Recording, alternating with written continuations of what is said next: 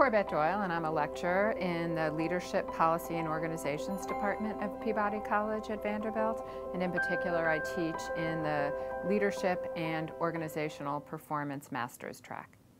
In particular, I get to know the students very well because I teach 6 hours of required content in strategy and analytics. And it's interesting that this originally started as one 3-hour requirement, and at the request of the students, it was expanded to 2 courses, so 6 hours. But by the end of the first course, and in particular by the end of the second course, many of the students actually change their career focus because they find they really like the content far more than they thought they would. And so it's extremely rewarding for me. I still get emails and requests for projects for future students to work on from the alums, so the alums stay in very close contact because of those bonds. But in addition to the strategy and analytics, one of the electives I teach is a graduate class in global diversity. It's just such a relevant issue in the United States, for sure, if you read the news now, but it's a relevant issue on a global basis because of so many things that are happening that it has become an unbelievably popular course.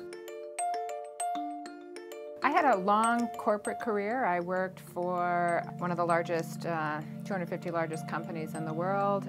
The CEO had approached me about becoming their first global head of diversity.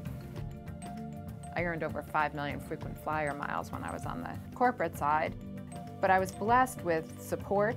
But I looked around and there were I was almost always the only woman in the room. I said, this isn't going to work for the organization, and we have to create strategies and structures that allow people with diverse backgrounds to be successful all the way through the pipeline. The specific focus of my research right now is on women in leadership, and in particular, the absence of women in leadership across organizational contexts. In the for-profit arena, the largest organizations, fewer than 15% of the people on the executive teams are women. When you look at education, law firms, accounting firms, you find the same thing.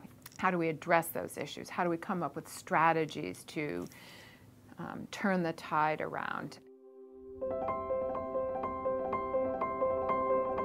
So I think Peabody is the right place for a couple of reasons. It's an incredibly supportive group of colleagues. And I think it's because of my colleagues and their commitment to the students and to helping them succeed and reach their dreams.